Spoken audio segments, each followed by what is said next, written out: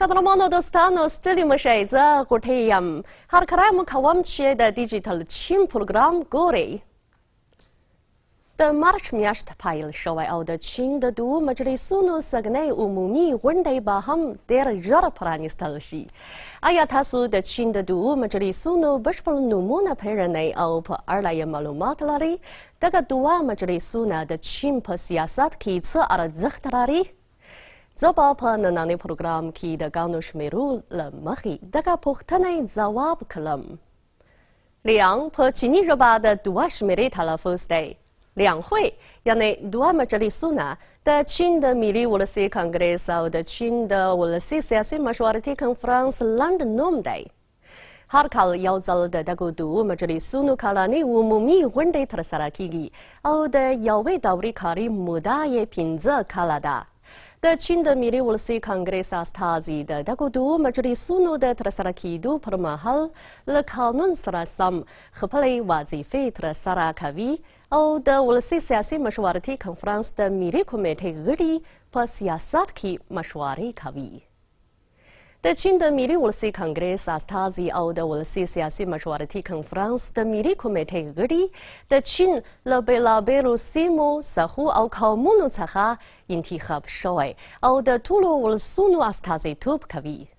مثلا په 2022 کال کې د چین د 14 ملي ولسي کانګریس په 15مې عمومي غونډې کې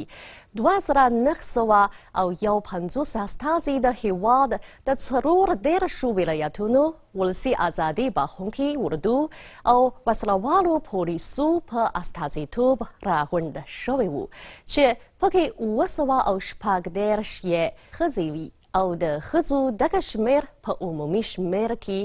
4.9% جوړوي او دغه راز په دغو استازو کې 428 یې د 55 قومونو استازیتوب کاوه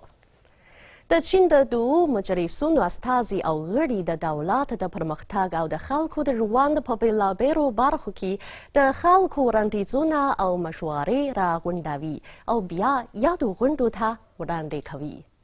مثلا په 2021 کال کې د چین د 14 ملي ولسي کانګریس استازو د 4مې عمومي غونډې په ترڅ کې د خلکو د ژوند د تامینولو د ټولنې د ادارې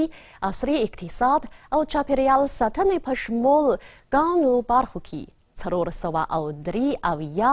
فیصله نامې او 8903 نیوي وړاندیزونه کړي او دغه فیصله نامې او وړاندیزونه یې د ټولو چینایانو د نظرونو او مشورو څرګندوی کوي د معلوماتو له مخې د چین 14 ملي ولسي کانګریس لومړی عمومي غونډه او د چین د ولسي سیاسي مشورتي کنفرانس د 14مې ملي کمیټې لومړی عمومي غونډه به